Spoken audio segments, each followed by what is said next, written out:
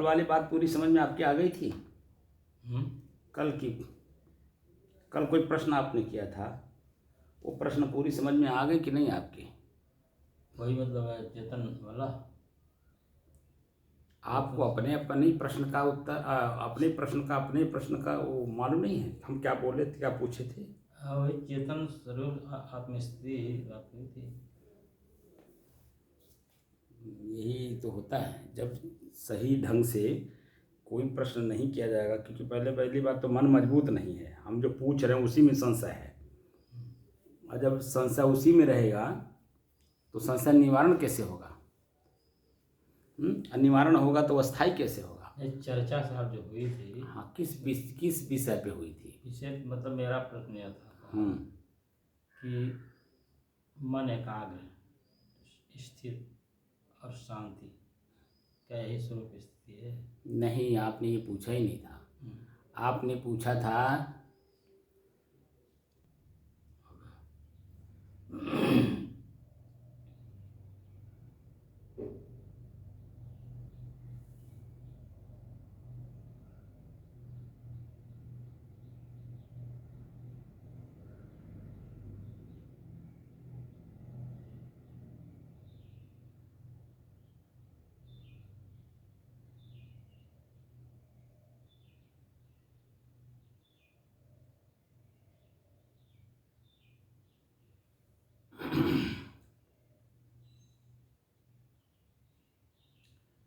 अनादिकाल से बिगड़ा हुआ मन, चंचल मन, अशांत मन, दुखी मन एवं पीड़ित मन को प्रसन्नचित, आनंदित वर्तमान में रहने की कला और सुखी होने की दृष्टि से साधना करते करते आज 651 दिन हो गए। तारीख 19 अगस्त सन 2023, दिन शनिवार, प्रातः काल का समय। कल आपने 3 प्रश्न पूछा था, एक ही में 3 प्रश्न था। एकाग्र, स्थिर, शांति ये नहीं पूछा था आपने। आपने पूछा था चेतन, शांत और स्वरूप स्थिति, क्या ये तीनों एक ही हैं या अलग अलग हैं? अलग अलग हैं तो कैसे हम समझें कि तीनों अलग अलग हैं? यही प्रश्न था ना जी। अब इसमें तो एक बट नहीं है। नहीं ठीक था। यही बात कहा जाता है कि जब तक आपका मन स्थिर ना हो जाए, जो प्रश्न आप पूछ रहे हैं वह आपके दिमाग में स्थिर होना चाहिए, तब तो मालूम होगा। जी। साधना करने बैठे, ये जो भूलने की प्रक्रिया है ये मन की स्वाभाविक गति है, वो भूलेगा। लेकिन हम स्थिर हैं ये कैसे जानकारी होगी? जो काम, मैं बार बार कह रहा हूं, कोई भी काम आप करिए, चाहे व्यवहारिक हो चाहे आध्यात्मिक हो, क्योंकि 2 ही क्षेत्र हैं, अध्यात्म और व्यवहार। अगर आप देखकर, जानकर और समझकर नहीं करेंगे तो उसमें स्थिरता आएगी कैसे? हमें ये बताइए, क्या आएगी? हर आदमी काम कर रहा है, लेकिन क्या हर आदमी का मन स्थिर है? वही तो, आप जो भी काम करते हो, काम करने से यहाँ जो हमारा जो अध्यात्म है, अध्यात्म काम करने से नहीं रोकता है, ठीक है ना? क्योंकि शरीर के साथ 2 चीजें जुड़ी हुई है, शरीर और मैं। जैसे गाड़ी और ड्राइवर, मकान और मकान मालिक जैसे 2 हैं, वैसे शरीर और मैं दोनों अलग अलग हैं, और दोनों की आवश्यकता अलग अलग होगी कि नहीं होगी? बोलिए। जी होगी। जैसे गाड़ी है, उदाहरण ले लीजिए, तो गाड़ी का टायर पंचर हुआ तो गाड़ी नष्ट नहीं हुई। तो टायर पंचर हुआ है, तो टायर पंचर हुआ तो आपने उसको पंचर ठीक करा लिया, गाड़ी आपकी दौड़ने लगेगी। तो एक एक पार्ट्स, गाड़ी पूरा एक एक पार्ट्स जोड़ करके गाड़ी बनी है। और एक एक पार्ट, जब गाड़ी सड़क पर दौड़ती है तो कोई भी पार्ट्स एक बार खराब होता है, सब नहीं होते हैं, तो उसको हम ठीक करा करके फिर आगे चलते हैं कि नहीं। जी। टायर पंचर हुआ, चाहे दाहिना हो, बायां हो, अगला हो, पिछला हो, कोई भी हो, उसके बाद तेल खत्म हो गया, तेल डलवाते हैं कि नहीं। मोबिल खत्म हो गया, मोबिल डलवाते हैं कि नहीं। इंजन सीज हो गया, क्या उसको ठीक नहीं कराते हैं, सब काम कराते हैं ना। क्योंकि गाड़ी और ड्राइवर दोनों अलग अलग हैं, और ठीक कौन कराता है, ड्राइवर। गाड़ी को बनाया किसने, ड्राइवर ने। उसका उपभोग कौन कर रहा है, ड्राइवर ने। अपने स्वतः के उपभोग के लिए गाड़ी का निर्माण मनुष्य ने किया है, क्योंकि गाड़ी का ड्राइवर भी मनुष्य ही है। बात समझ रहे हैं। जी। तो मनुष्य अपनी सुख सुविधा आराम के लिए कोई भी चीज समयानुसार उत्पन्न करता है और वही फिर नष्ट भी करता है, ऐसा है कि नहीं। तो अब वो गाड़ी की बात हो गई, तो गाड़ी ही हमारा शरीर है ना। जी। पैर, हाथ, ये हमारे क्या हैं, चलने के साधन है कि नहीं। जी। पार्ट है गाड़ी के पार्ट्स हैं। आप समझ में बात आई। जी। तो गाड़ी का पार्ट्स जब खराब होता है तो इसमें जो ड्राइवर है वो अपने गाड़ी के पार्ट्स को ठीक कराता है कि नहीं। मैंने अपने शरीर के जो पार्ट्स हैं, आँख, नाक, कान, हाथ, पैर, पेट, पीठ, लीवर, ठीक कराता है, सब ठीक कराता है कि नहीं। जी। ठीक करा करके फिर अपनी मंजिल पे चलता है, यानी मृत्यु के पहले तक मृत्यु ही उसकी मंजिल है। जी।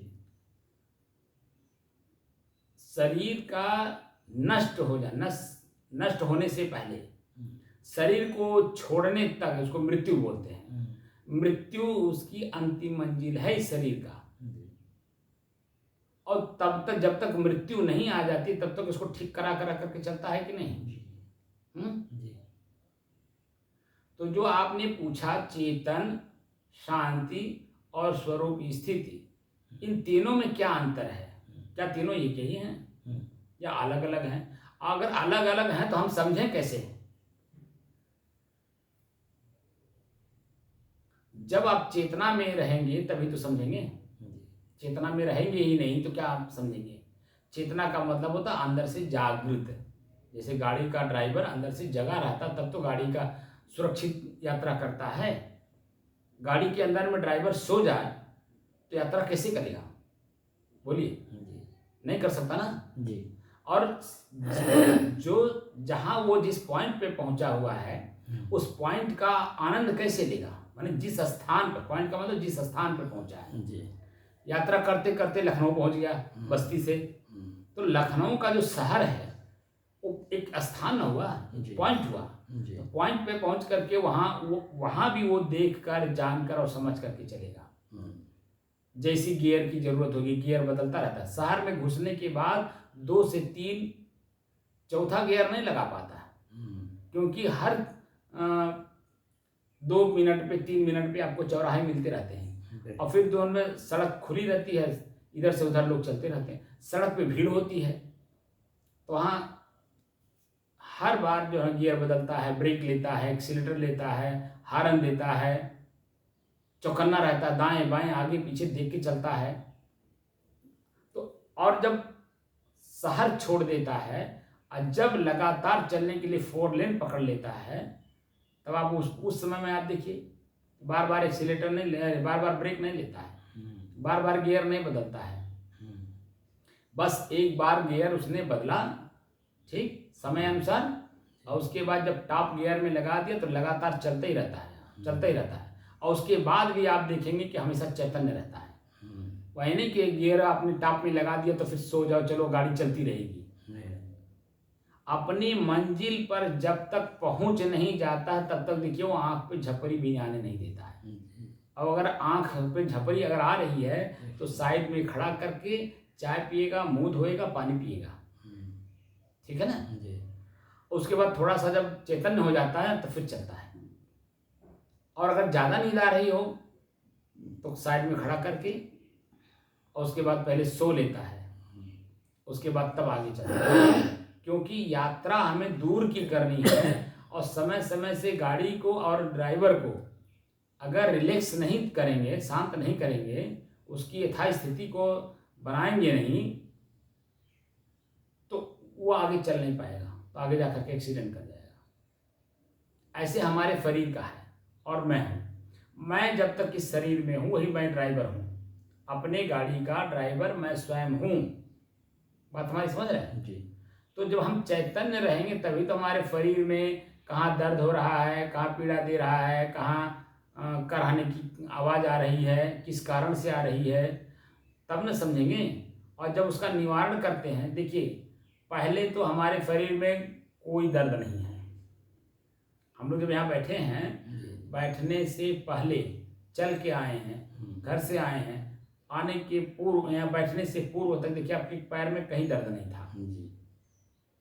लेकिन जब आप बैठने लगे तो धीरे धीरे हर जगह आपको शरीर में दर्द कहीं न कहीं आपको महसूस होने लगता है। तो जब दर्द महसूस होगा तो आपको आपका मन लगेगा श्वास पे? नहीं लगेगा ना।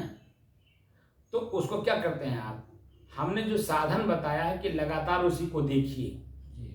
तो जो दर्द, मान लीजिए हमारे यहाँ इस पॉइंट पे दर्द महसूस हो रहा है, ठीक, यही बढ़ते बढ़ते बढ़ते यहाँ पूरे हाथ पे आ जाता है और बढ़ते बढ़ते बढ़ते पूरे शरीर में फैल जाता है वही दर्द। लेकिन जब हम लगातार दर्द को देखने लगते हैं तो दर्द पूरे शरीर से लौट करके फिर वो इसी केंद्र पे आ जाता है जहाँ था। हमारा मस्तिष्क ये अनुभव करने लगता है कि जहाँ दर्द था वहीं आ गया, और ये दर्द भी फिर आपको अनुभव नहीं होगा अंदर से।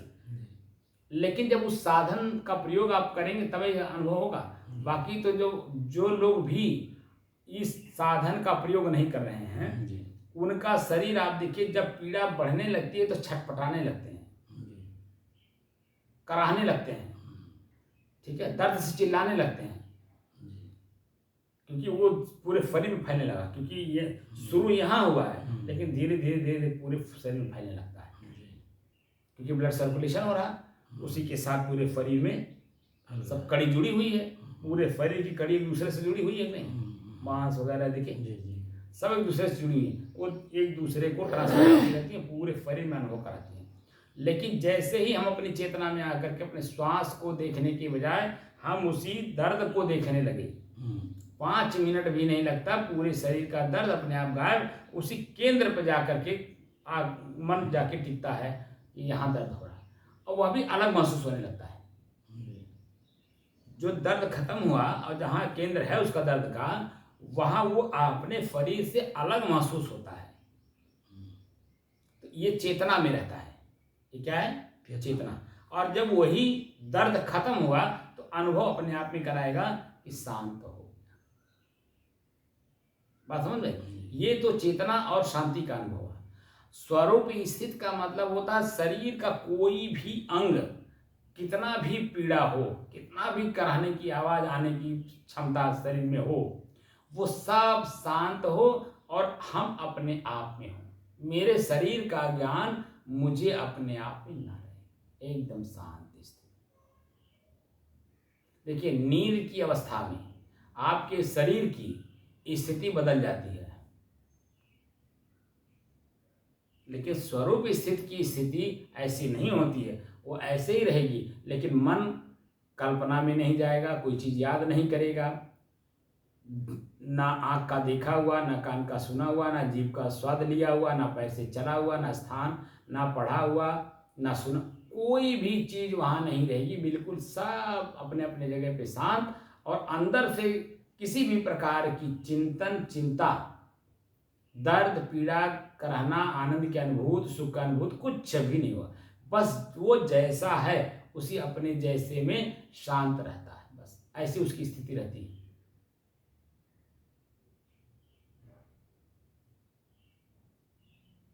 जब ये स्थिति और मजबूत हो जाती है तब हमें अपने शरीर का ज्ञान नहीं रहता है। स्वरूप स्थिति में चेतना में रहते हुए भी अपने शरीर का ज्ञान नहीं रहता, इसीलिए धीरे धीरे धीरे धीरे धीरे धीरे, क्योंकि जब हम अपने आप पे जाते हैं तो हमारे शरीर की जो नसें हैं वो अपने आप ढीली होती है, महसूस होता है अंदर से, ये अनुभव होता है नहीं। तो अंदर की जो नसें हैं वो अभी चढ़ी हुई हैं क्योंकि चेतना में है। और जब चेतना विहीन होकर स्वरूप स्थिति में आ जाते हैं, स्व में स्थित हो जाते हैं, तब ये अपने आप सब डाउन होने लगते हैं।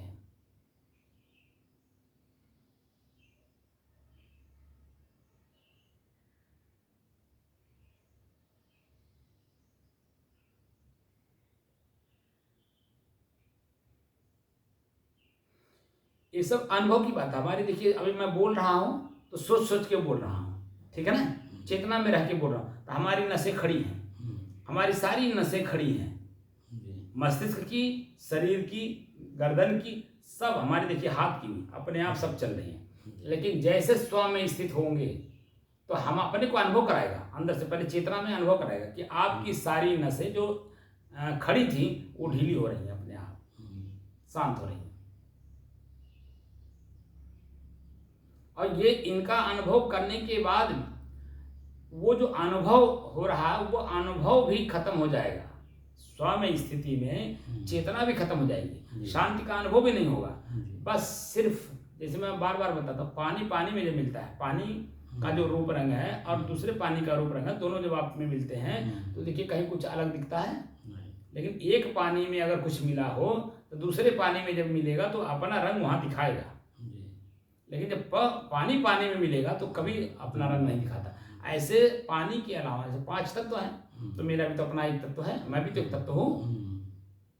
बात समझ रहे हैं, मैं भी एक तत्व हूँ, ऐसा नहीं कि मैं तत्व नहीं, मैं भी एक तत्व हूँ। जब मेरा अपना तत्व अपने आप में मिलता है तो संसार की सारी चीजें अपने आप डाउन हो जाती हैं, वहां कुछ दिखाई नहीं देगा, कोई रंग नहीं रहेगा, क्योंकि रंग तो प्रकृति का है, मेरा नहीं। उसी को पुरुष कहा जाता है। पुरुष अर्थ में जो पुरुषार्थ किया जाता है वो इस जीवन का सार्थक पुरुषार्थ है। यानी मैं कौन हूं, इसकी खोज में जो हम मेहनत करते हैं वो सार्थक है।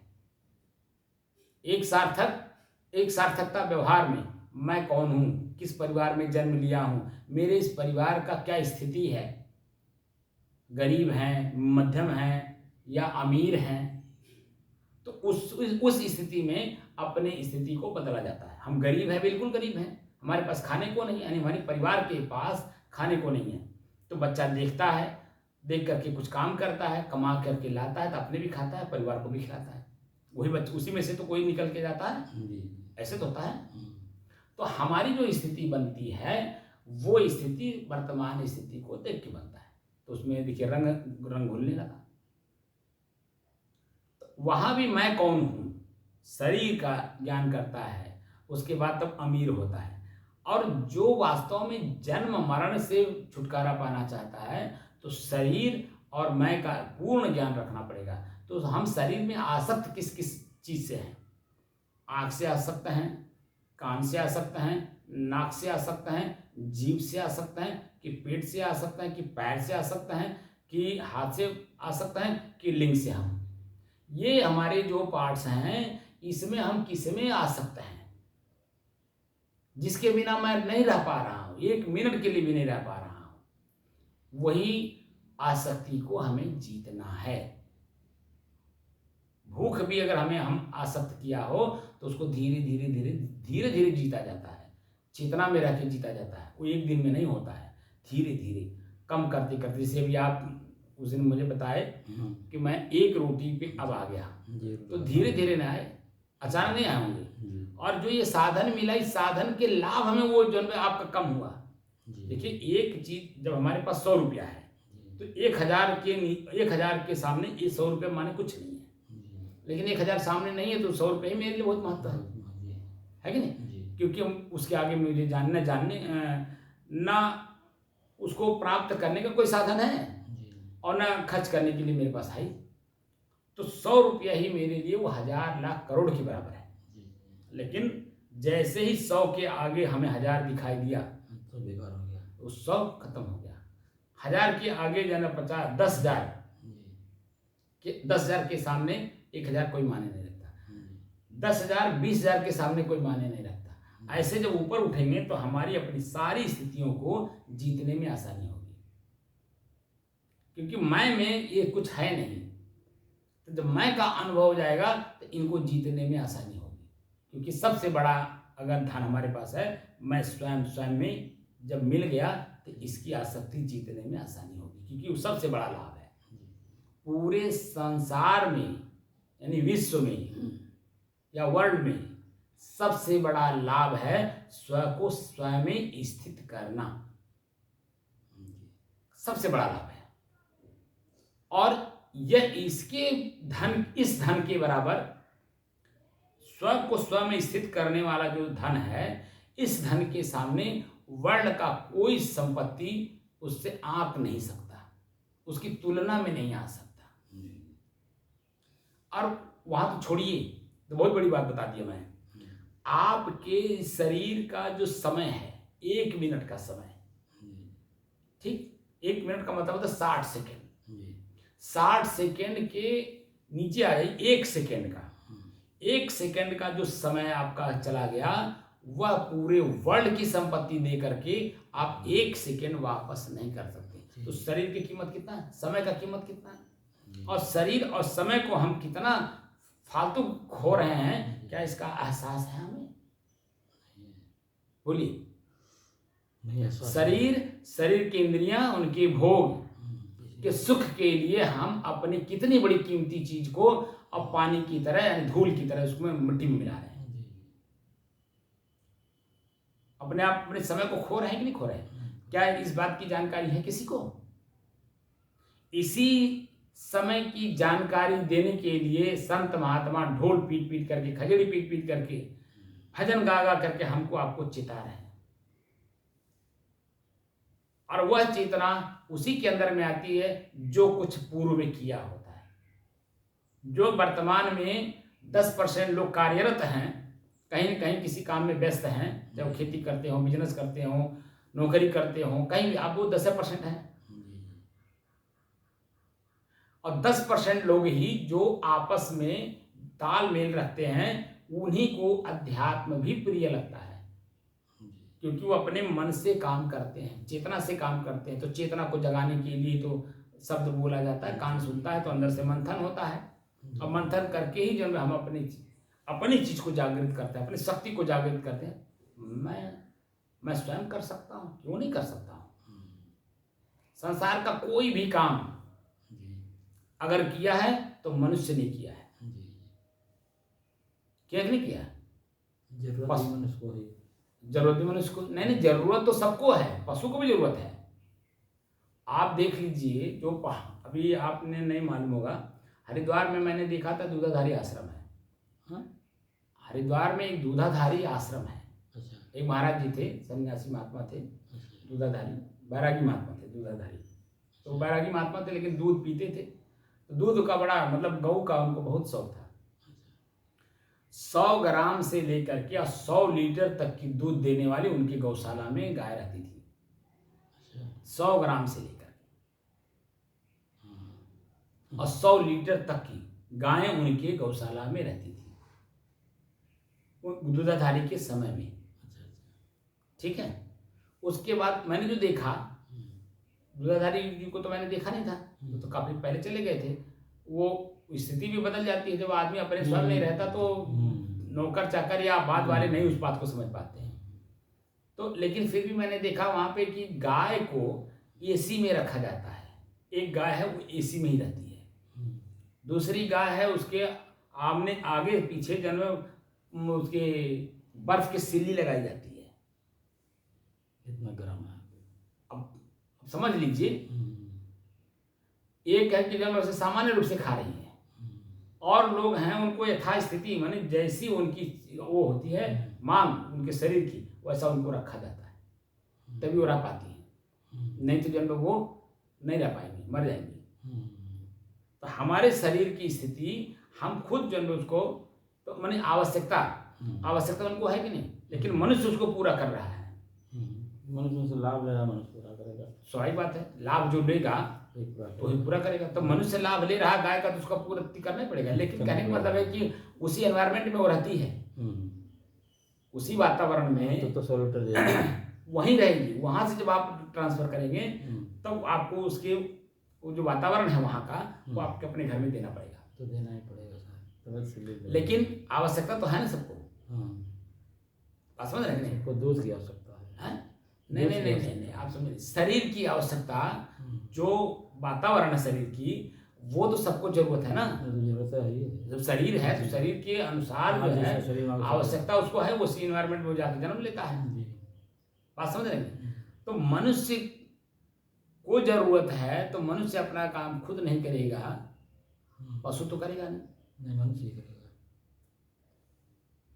तो हम लोग मनुष्य हैं तो व्यवहार में ही अपना काम कर लेते हैं। तो व्यवहार में करेंगे तो अध्यात्म में नहीं करना पड़ेगा। करना ही पड़ेगा भाई। शरीर को भूख लगना है, कपड़ा देना है, छत देना है, तो देखिए मनुष्य ही तो कर रहा है।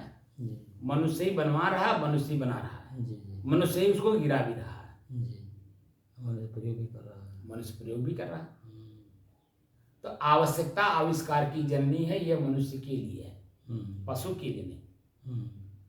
पशु मर जाएगा, वो अपने ही जैसे वातावरण से अलग हुआ, उसकी स्थिति प्रकृति तुरंत पटक देती है। तो भाग जाएगा, रुकवा नहीं करेगा। अगर वो तो ठीक है भाग जाएगा, लेकिन दूर है तो अपने वातावरण से वो दूर है, और घर में उसका वातावरण उसे मिल रहा है, तभी तो टिक पाएगा।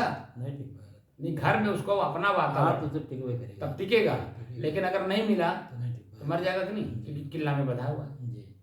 ये कहने का मतलब है। तो हम जो मनुष्य हैं ये चेतनावान हैं। सभी योनियों से श्रेष्ठ योनि मनुष्य योनि मानी जाती है। ठीक है ना? क्योंकि हम हाथ से काम कर सकते हैं, पैर से चल सकते हैं, दिमाग से अपने दिमाग को बदल सकते हैं, सारा काम हम कर सकते हैं क्योंकि हम चेतना में हैं। लेकिन वही खान पान रहन सहन अन्य दुनिया में भी है। भूख उनको भी लगता है, प्यास उनको भी लगता है, नींद उनको भी लगता है, परिवार समाज में वो भी लोग रहते हैं, सब कुछ करते हैं, लेकिन स्वयं का बोध, स्वयं में स्थिति ये नहीं कर सकते। बस में, क्योंकि वो अंदर की चीज है, और अंदर की चीजें बिना बाहर की चीजों को रोके नहीं होगा। बाहर की मंजिल चलने से और करने से मिल जाती है, लेकिन भीतर की मंजिल न करना है न चलना है, वहां तो खाली रुकना ही।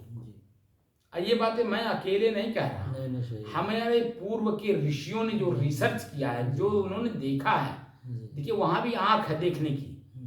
हम इस आंख से उस चीज को देखना चाहते हैं, इसलिए वो दिखाई नहीं देता। हम इस आंख को बंद करें। हमारे ऋषि ने कहा 10 द्वार में संयमित, 10 इंद्रियों को संयमित करो। कबीर साहब यही बात करते हैं, 10 द्वारे तारी लावे तब दयाल के दर्शन पावे। दयाल माने स्वयं का। इंद्री आंख, आंख बंद, तो आंख बंद वो देखेगा क्या? जब देखेगा नहीं तो भीतर देखेगा ना, तो अपने कर्म को देखेगा, तो अपने कर्म को रोकता है। यानी पूर्व के कर्म जो हो चुके हैं वही बार बार हमारे स्मृति में, आंख बंद करते ही हमारा मन वहीं जाता है जो आंख खोलने से पहले कार्य कर चुका है। उसमें जाता है ना, वही तो याद करता है, उसी को तो चंचल मन कहते हैं। और जैसे आंख बंद किए, बहुत सारी बातें आप भर रखे हैं, आंख से देख करके, कान से सुन करके, जीभ से स्वाद ले करके, पैर से चल करके, मुंह से बोल करके, आप इतना कबाड़ अंदर भर लिए हो, उस कबाड़ को साफ करने में हमें टाइम लग जा रहा है। बस समझ नहीं? जैसे कमरा, गोदाम भी कमरा ही है।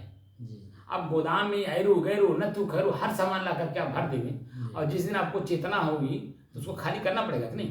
करना पड़ेगा। खराब निकालना। तो ये गोदाम हमने बना रखा है, शरीर को गोदाम बना रखा है। कुछ भी लाओ इसमें डाल दो, कुछ भी लाओ डाल दो। जैसे पेट है, हाड़ी समझ लिए हैं, यानी क्या बोलते हैं वो आजकल डब्बा जो गांव में दिया जा रहा है, डस्टबिन। डस्टबिन में जो मर्जी डाले जाओ, ऐसे हम शरीर को डस्टबिन बना रखे हैं, जो मर्जी उसमें डाले जा रहे हैं। तो हमारा शरीर क्या डस्टबिन है? बोलिए। हमको इतना भी ज्ञान ना हो कि मेरा शरीर मेरे से अलग है, इसकी आवश्यकता जितनी है उतनी देना है, उसके आगे भी एक दाना भी नहीं देना, इसको एक बूंद पानी भी इसकी आवश्यकता के अनुसार ज़्यादा नहीं देना है। तो बताइए कहाँ? अभी तो व्यवहार बरतने ही नहीं आ रहा है। तो अध्यात्म की ऊंचाई कैसे जाएगा? क्योंकि वहाँ सब कुछ रोकना पड़ता है, और सारे कार्य अपने स्वयं करने होते हैं अपने शरीर के। भोजन स्वयं अपने हाथ से बनाना पड़ता है, कपड़ा स्वयं अपने हाथ से धोना होता है, शरीर को स्वयं अपने हाथ से नहलाना होता है, टट्टी पेशाब करते हैं तो स्वयं अपने शरीर के कपड़े को सबको साफ अपने स्वयं करना होता है। वहाँ किसी दूसरे का कोई रोल नहीं है। तब हमारा बुद्धि चित्त शांत होता है, शुद्ध होता है, और शांत होता है। तब वही मैं कह रहा हूँ, देख कर, जान कर और समझ कर, तब स्वयं में स्व स्थित होता है, ऐसे नहीं हो जाता है। उसके लिए बड़ी मेहनत करनी पड़ती है। जैसे बाहर का धनवान बनने के लिए आपको बड़ा मेहनत करना होता है, वैसे अंदर की शक्ति को, शक्ति ही तो धन है, स्वयं की शक्ति स्वयं में निहित करनी होती है, बाहर प्रदर्शित नहीं करनी होती है। तब जा करके, जैसे ये लाइट है, लाइट को बाहर प्रदर्शित, ये जो तार है वो अंदर, उसके तार के अंदर में लाइट है, और तार के बाहर कर दीजिए पूरा घर सुहा कर देगा। ऐसे ही हमारी स्वयं की शक्ति स्वयं में होनी चाहिए, हमारी स्वयं की शक्ति स्वयं में होनी चाहिए, तब उसका रंग रूप देखिए। हमने क्या किया है, बाहर फेंक दिया, आँख में फेंक दिया, कान में फेंक दिया, नाक में फेंक दिया, हाथ में, पैर में, हम नष्ट कर रहे हैं, नष्ट कर रहे हैं। तो नष्ट करने से आप बता दीजिए क्या माने जाएंगे? आपके पास 1 लाख रुपया हो, आज सब छीनते जाओ, छीनते जाओ, आपको कौन आदमी अच्छा मानेगा? लेने वाला तो अच्छा मान जाए अपने आप को, अरे बड़ा बढ़िया भाई हो, 500 का नोट मिलन, लेने वाला तो खुश हो गया, लेकिन जो छीटने वाला है वो धनवान से जन्म क्या हो रहा है, निर्धन हो रहा है, नहीं हो जाएगा। तो बाहरी धन तो खत्म हो जाएगा, लेकिन भीतर का देखिए, हम रोज बांट रहे हैं, रोज बांट रहे हैं, रोज छीट रहे हैं अंदर की शक्ति को, लेकिन क्या कोई ले पा रहा है? हम तो दे रहे हैं, लेकिन कोई नहीं ले पा रहा। लेकिन मेरी शक्ति कहाँ कम हो रही है बताइए? मेरी स्वयं की शक्ति कहाँ, क्योंकि वह था शक्ति का सागर है महाराज। स्वयं को स्वयं में स्थित कर देना, और जब स्थित हो जाएगा उसके बाद वहां से आप खर्च करेंगे। हाँ, तो समुद्र अथाह है ना, समुद्र भी आपने उसका वो दे दिया ना, अथाह शब्द कहिए, अथाह। समुद्र का भी सीमा बना दिया आपने, बांध दिया। समुद्र भी अपने में एक सीमित चीज है, हम अथाह चीज हैं, बात समझ रहे हैं? इसलिए उसकी तुलना में संसार में कुछ है ही नहीं है, जब स्व में स्थित हो जाता है। ये बात पूरी समझ में आई आपको? 3 बात आपने पूछा था, हमने तो शुरुआत कराया था मन को पहले एकाग्र कराया। एकाग्र का मतलब भी बताते, किसी एक काम को लगातार करना, लगातार जब तक उसमें हमें सफलता, हम जो चाहते हैं वो सफलता जब तक हमको अपने इच्छा अनुसार नहीं मिलता है, तब तक चलना होता है, उसको कहते हैं एकाग्र।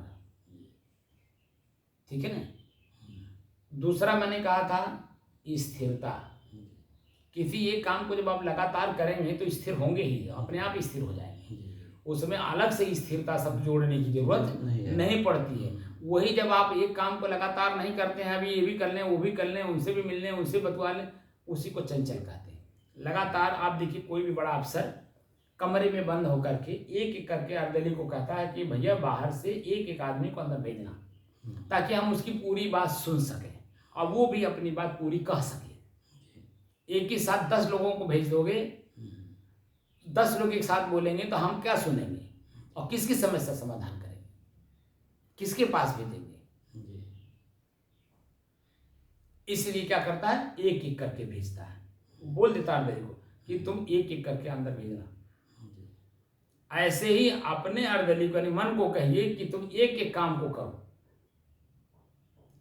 आंख से देखना है तो आंख से देखने की कला है, देखने की कला से देखो। कान है, अलग है, एक है, उस सुनिए तो पूरी सुनने की दृष्टि से सुनिए, पूरी बात उसकी सुनिए, क्या कहना चाहता, क्योंकि अपनी भावना शब्द में ही पिरो करके तो बोलेगा। बोलिए, जो व्यक्ति जो कार्य करता है, जो उसके अंदर में है भीतर में, तो शब्द में पिरो करके ही तो बोलता है। तो जब शब्द को पूरी आप सुनेंगे तभी तो समझ पाएंगे वो कहना क्या चाहता है। और जब पूरी बात उसकी समझ जाएंगे, उसके अनुसार कर देंगे, तभी तो खुश होकर के जाएगा। तो आपके ऊपर लाठी डंडा नहीं चलाएगा, गोली नहीं चलाएगा। लेकिन वो नहीं समझ पाया तो जो उसके अंदर में है वही तो करेगा। अब वो कौन से स्तर पे जाएगा कौन पता है। तो इसलिए स्व में स्व को स्थित करना है। तो स्व में स्व स्थित हो जाएगा तो सारी इंद्रियां अपने आप शांत कर ले जाओगे। यही आपको दुखी किए हुए हैं। अपने अस्तित्व में आ जाइए, आपका अपना अस्तित्व है, अपने आप में शांत रहना। अब जब शांत रहेंगे तो अंदर से आपको पता चल जाएगा कि कौन इंद्रिय एक्टिव हो रही है। आंख देखना चाहता है, मान लीजिए बाहर कोई आ गया, कोई खुट पुट हुआ, कान को आवाज आई, तो मन में ये हो जाए कौन है खुट पुट कर रहा है। इसको इतना भी तमीज नहीं है कि हम यहाँ ध्यान करने बैठे हैं, उसको इतना भी ज्ञान नहीं है कि यहाँ महात्मा लोग या कोई भी लोग बैठ करके ध्यान कर रहे हैं। अब अंदर से नया नया ज्ञान उत्पन्न करेगा, यही मन है। और फिर एक बात अंदर से आएगा कि चल करके देखा तो सी कौन है जो खुट कर रहा है। अब फिर चला दिया आपको। तो जो शांति आपकी बननी थी बैठ करके, क्योंकि आपने आंख से फिर देख लिया। जब आंख से वहां सामने देखेंगे, अब कौन व्यक्ति है, जैसा व्यक्ति वैसी भावना, तो बदल गई कि नहीं? वैसी क्रियाएं, जब भावना बदला, क्रिया बदली, तो आपकी शांति की स्थिति अपने आप खराब हो गई, खत्म हो गई। इसलिए हमें कुछ भी बाहर का सुनना है ना देखना है ना, अंदर से कोई मंथन करना है, बस शांत रहने की कला सीखना है। मन को भी शांत करने की कला सिखानी है। तुम शांत रहो, कुछ भी मत सुनो, कुछ भी मत देखो, कुछ भी मत खाओ। जरूरत पे जो सामने मिल जाएगा वो भोजन कर लिया जाएगा। शरीर निर्वाहार्थ, शरीर में जब तक हम हैं तब तक इसको डीजल देना है, मोबिल देना है, पानी इसमें डालना ही है। तो जब तक हम हैं तब तक इसको इसकी आवश्यकता अनुसार देना है, न कि इसको इसी को मैं मान करके कार्य करना है, मोटा करना है, पतला करना है। अब देखिए पहले आदमी मोटा होता है, अब फिर उसके बाद देखिए पचक रहा है, जाके जिम जा रहा है, दौड़ रहा है, वॉकिंग कर रहा है, आसन प्राणायाम कर रहा है, ठीक है। तो एक बार आप अपने शरीर को मोटा किए, ताकतवर बनाए, अब फिर उसको जब वो फैट ज्यादा बन गया, चर्बी जिसको बोलते हैं, तो पता चला कि जब ताकत ज्यादा हो गई तो उसको कम भी करो। भाई कहाँ निकालोगे जाके? खेत में तो आपके पास काम करने के लिए है नहीं, आप जाओगे नहीं, क्योंकि खेत में काम करना तो ही नहीं समझोगे। अपने ही जीवन में जब आदमी आगे बढ़ जाता है, धन से हल्का सा शरीर से गोरापन हो जाता शरीर, तो अपने शरीर को तब ही नहीं मानता है काम करने से। झाड़ू नहीं लगा सकता, गाड़ी पोछा नहीं लगा सकता, गाड़ी की पोछा ऊपर से, अपने आप को तो ही नहीं मानेगा, क्योंकि वो क्या बोलते हैं आजकल, सूट बूट पहन लिया, सूट बूट पहन लिया, टाई लगा लिया, बाल झाड़ लिया, तब कुछ नहीं कर सकता, क्योंकि शरीर को मैं मान लिया। ये शरीर ही मैं हूं, इसलिए वो सब काम कर रहा है। और शरीर साधन समझ जाए तो पुराने ऐसे भी लोग हैं, सेठ महाजन जो बड़े बड़े, जिनके पीछे लाखों लोग चलते हैं, वह जब आप देखिए हमेशा लिबरल रहता है। उसके इस शरीर पे बस आवश्यकता के कपड़े रहेंगे, आवश्यकता का भोजन लेता है, आवश्यकता की नींद लेता है, बाकी सेवा समाज के लिए तत्पर रहता है। वो स्वयं मान लीजिए पोछा लगाना, ड्राइवर थोड़ा लेट हो रहा, अपने पोछा मार लेता है, सफाई अपने कर लेता है, गेट अपने खोल के बैठ जाएगा। ड्राइवर को अगर लेट हो रहा है तो ड्राइवर को अपनी सीट पे बैठा देगा, ड्राइवर की सीट पे अपने बैठ करके ड्राइव करने लगता है। यानी कोई भी काम बाधित नहीं होना चाहिए, काम समय पे होना चाहिए, भले हम कर लें, उसके अंदर में ये भावना आती है। और जो शरीर को मैं मान लेता है, शरीर को मैं मानना ही सबसे बड़ा भूल है, और ये भूल हम बार बार करते जा रहे हैं, तो हमारा मन शांत कहाँ होगा? सबसे पहले मन हमारा एकाग्र ही नहीं है, स्थिर ही नहीं है, तो शांत का अनुभव कैसे करेगा? और शांति के बाद चेतना में कैसे जाएगा? चेतना का मतलब है दोनों स्थितियों को देखना, चंचल स्थिति को भी देखना, अपने शांति की स्थिति को भी देखना, उसको चेतना बोलते हैं। दोनों स्थितियां अपनी देखता है, और उसके बाद स्वरूप स्थिति में कैसे जाएगा? तो बाधाएं तो आप खुद पैदा कर रहे हैं। वो आपके अपने घर में जाने में बाधक हम स्वयं हैं। हमारी इंद्रियां हमारी ब्रेकर हैं, हमको खुद नहीं जाने देती हैं, वहीं रोक लेती हैं। बस समझ रहे हैं? तो हमको अपने आप में जाना है, इसलिए सब चीजों को बंद करना होगा। हाँ, बंद करके ही हम जा सकते हैं। इसलिए आँख कान हमेशा जितने कम दे, रास्ते चलिए, देख नीचे देखिए, चलिए, सामने देखिए ही नहीं। सामने देखेंगे तो जैसा दृश्य होगा वैसा भाव बदलेगा, भाव बदलेगा हमारी शांति स्थिति रही नहीं जाएगी। अंदर अंदर खलबली मची रहती है, कौन सामने पड़ गया, क्यों पड़ गया, कैसे पड़ गया। जैसे अभी बाहर मेरे आँख के सामने मेरे ही वो पौधा बड़ा हो गया है सजन का, देखिए तोड़ दिया। अब बार बार मन उसी पे जाएगा, तो मैं अपने मन को समझा लेता हूँ, भाई वो तो बिच्छू है, डंक मारना ही उसका तो काम है, डंक मारना। तुम तो आदमी से ऊपर संत हो, तुम्हारा क्या काम है। तो इसलिए हम अब 4 आदमी को दिखा देते हैं, अपने आप को शांत हो जाते हैं। क्योंकि भाई आप लोग भी देख लीजिए वर्तमान स्थिति, कौन व्यक्ति क्या कर रहा है। मैं क्या कर रहा हूँ, पौधा लगा रहा हूँ, दूसरा पक्ष जो है पौधे को तोड़ रहा है। तो आपकी जो समाज की स्थिति बनेगी, एक के प्रति क्या बनेगी, एक के प्रति क्या बनेगी, भावना अपना देखिए। हमको उसमें कुछ नहीं करना, बस खाली सामाजिक दृष्टिकोण से 4 आदमी को बता देना है, ताकि वो लोग जाने रहे। नहीं तो कल को कहेंगे बाबा अपने लगाया, अपने तोड़ दिया। अगर हम आप लोगों के दिमाग में बात नहीं डालेंगे तो क्या होगा, आप ही कहोगे कि बाबा अपने लगाया, अपने तोड़ दिया। आपको क्या मालूम कि बाबा तो सृजनात्मक भाव रखता है, सृजनात्मक कार्य करता है, सृजनात्मक चिंतन रखता है। हर काम में, हर चीज में मैं सृजनात्मक रहता हूँ, सृजन करने की क्षमता रखता हूँ। मैं क्यों भी ध्वंस करूँगा, बताइए। माँ पुत्र जन्म देती है या पुत्री जन्म देती है, वो तो जन्म दे करके सृजनात्मक कार्य करती है ना, सृजन करती है उसका। वो कैसे उसका गला ऐंठ करके मारेगी, चंडाल मारेगी। तो बताइए, कितनो चंडाल हो, कुछ भी हो, वो विषम परिस्थिति में ही होता है। हाँ, विषम परिस्थिति, वो विषम परिस्थिति में होता है, सामान्य परिस्थिति में नहीं ऐसा काम करती है। समझ रहे? सामान्य स्थिति में तो कोई दूसरा ही करता है, वो भी उसकी भी अपनी मानसिक स्थिति विषम होती तभी करता है, क्योंकि वो पागल, वो मतलब दिमाग जो है खराब हो चुका है, इसलिए कोई भी कर सकता है। लेकिन जिसका दिमाग सही हो वो गलत काम करेगा, किसी को मारेगा। हमें चूटी तो मारते नहीं है। अब बता दीजिए कैसे किसी को मारेंगे। चूटी खैर वो भी तो जीव ही है, लेकिन हम उसकी शरीर छोटी होती है, दिखाई नहीं देता है, फिर भी हम लोग देख के चलते हैं कि भैया कोई चूटी भी हमारे से ना हो, क्योंकि हम लोग व्रत पालन कर रहे हैं अहिंसा का। तो मन से किसी का नुकसान हो ये भी नहीं सोचना है, मुंह से बोलना भी नहीं कि फलाने का नुकसान करना है, और करना तो दूर की बात है। तब जा करके हम लोग, सबसे बड़ी बात है, भक्त बनेंगे। भक्त के बाद फिर साधक होता है, फिर साधु होता है।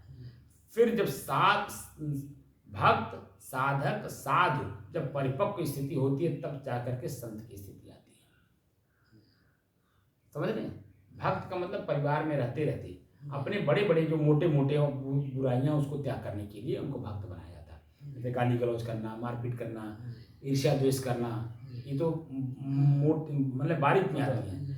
मोटे मोटे में क्या आती है, मीट मांस मछली खाना, मीट खाना, दारू पीना, सुरती खाना, बीड़ी पीना, सिगरेट पीना, ये सब मोटी मोटी बुराइयों में आता है। तो पहले तो हम लोग भक्त बनाते हैं तो मोटी मोटी बुराइयां त्याग करवाते हैं, फिर अंदर ले जाते हैं तो साधना करा करके उनके अंदर की जो बुराइयां, ईर्ष्या, द्वेष, जलन, प्रसन्नता, निंदा, चुगली, एक एक करके दिखाया जाता है, दिखा करके उसको निकलवाया जाता है। वो उसको बोलते हैं भक्त। और जो साधक है, मतलब इंद्रियों का जो सदुपयोग करने में लगा हो, उसको साधक बोलते हैं। आँख से कितना देखना है, कब देखना है, किस रूप में देखना है, देखने के बाद मन में भाव क्या उत्पन्न हो रहा है, इसको बोलते हैं साधक। इसको जब परिपक्व करता है उसको साधु बोलते हैं।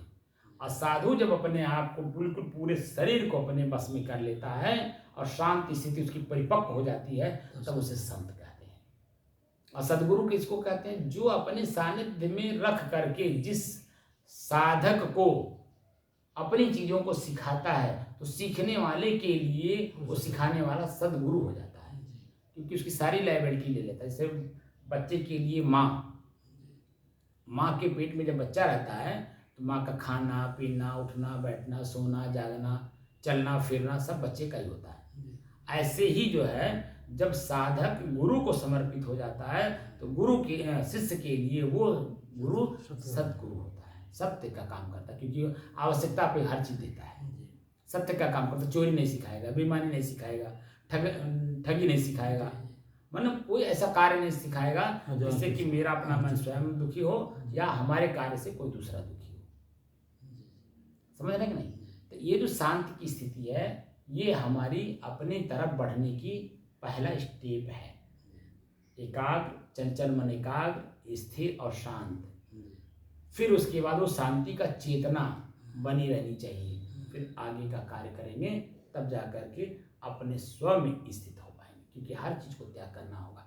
क्योंकि एक बार करके देखना होगा, किसी भी कार्य को एक बार करिए, देखने के लिए, जानने के लिए, समझने के लिए, उसका दोबारा प्रयोग ना करना पड़े हमें।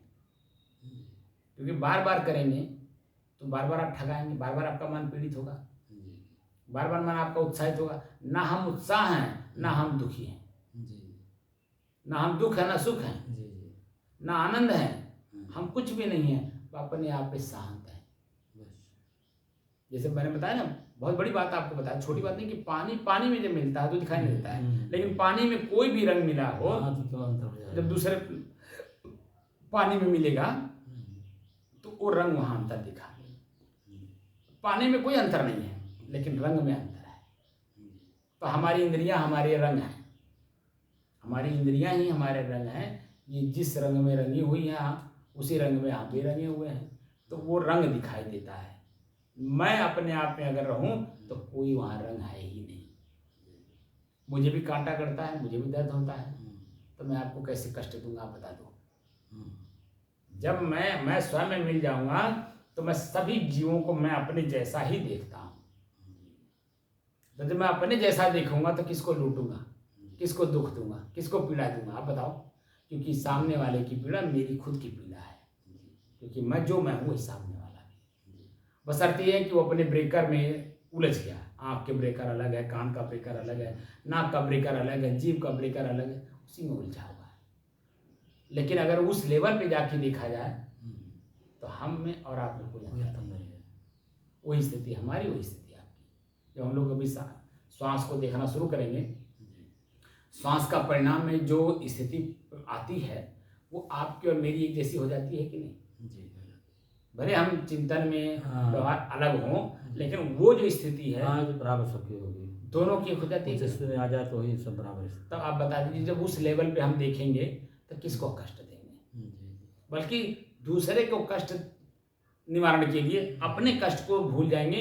अपने जैसे मान लीजिए आपने देखा होगा पुराने समय में कि लोग अपना भोजन अगर मान ले करने बैठे हैं, अब कोई आ गया अचानक, अपना भूख हम लोग समेट लेते हैं, सहन कर लेते हैं, और अगर कवर उठाए नहीं है, जूठा नहीं हुआ है, तो हम उसको ऐसे ढक देते हैं और उनसे पहले बातचीत करते हैं, पानी पिलाते हैं और कहते हैं चलिए भोजन कर लीजिए। अगर वो तैयार हो गया तो अपनी थाली खिला दी जाती थी। तो अपना भूख सामने आ गया कि नहीं? बोलिए।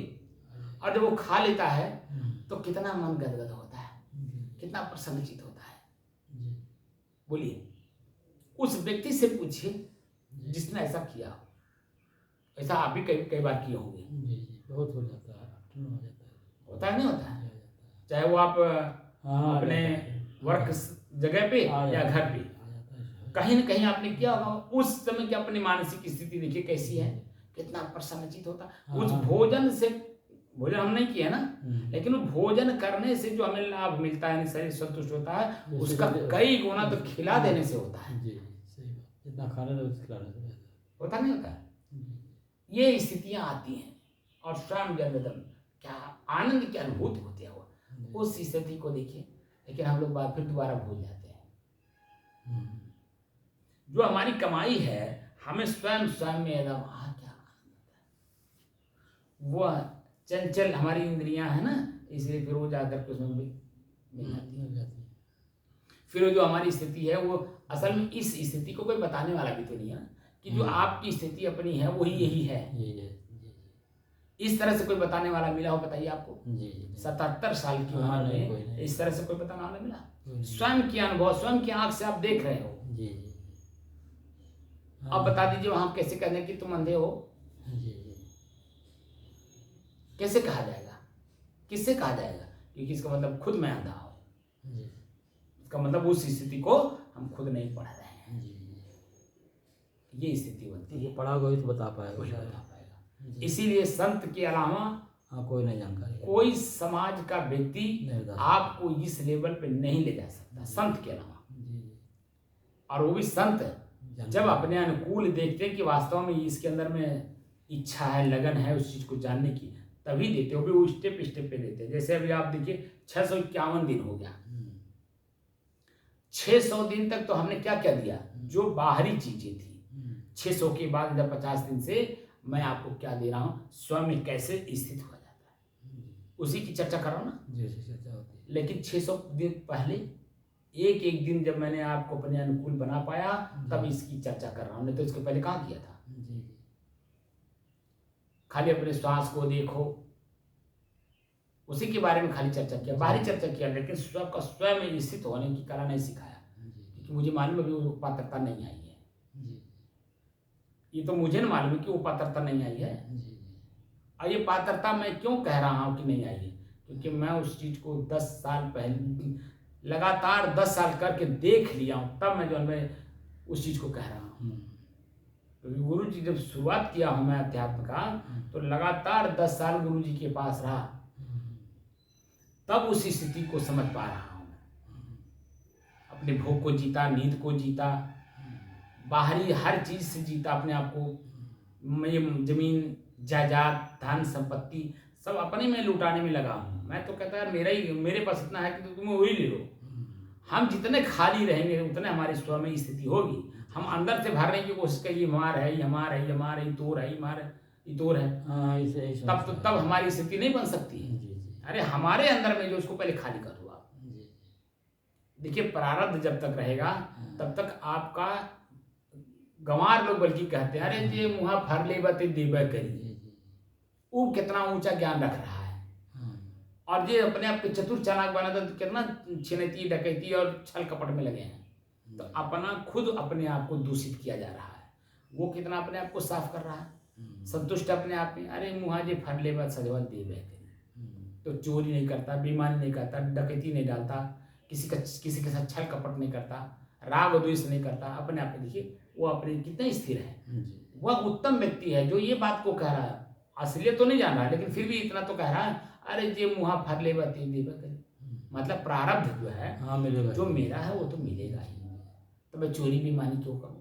कितनी ऊंची उसकी सोच है, लेकिन क्या उसको हम समझ पाते हैं। सोचता कि हम 2 के 3 कर लें, क्या होता है इसमें। नहीं तो उसी को तो चंचल कहेंगे, उसी को तो चतुर चालाक और ज्ञानी।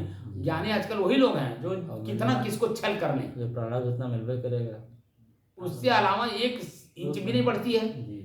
लाख कोशिश कर लें, बल्कि अपने नष्ट हो जाते हैं, अपने स्वयं नष्ट हो जाते हैं, लेकिन उससे प्रारब्ध हो पाते हैं। आज आप बता दीजिए जितना लोग छल कपट करके पैसा कमा रहे हैं, आप देखिए ब्लड प्रेशर बढ़ रहा है तो ब्लड प्रेशर की गोली खाना पड़ रहा है, नींद नहीं आ रही है, नींद की गोली खानी पड़ रही है। जितने आप दूसरे के साथ छल कर रहे हो उतने आप जो कमा रहे हो ना, उसका कई गुना आपका चला जा रहा है। क्या कमा रहे हो बताओ, क्या कमा रहे हो?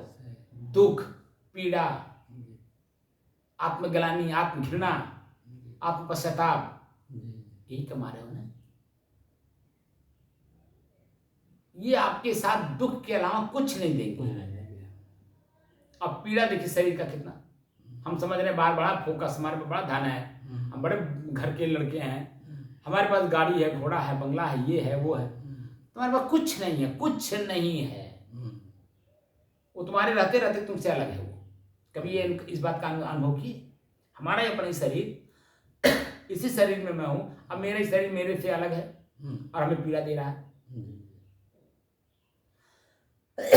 जिस घर में मैं हूं यही घर हमें दुख का कारण बन रहा है, क्योंकि मैं इसके साथ धोखा दे रहा हूं। तो मैं स्वयं धोखा दे रहा हूं, हमारा मन हमसे धोखा करवा रहा है, क्योंकि आंख ने देख लिया, कान ने सुन लिया, ये मकान तुहार है। किसी ने कह दिया, चाहे बाप कहा हो चाहे बाबा कहा हो, कह दिया कि नहीं कह दिया? आंख ने देखा, कान ने सुनी, तुहार घर है, अब बस उसी में फूल के कुप्पा।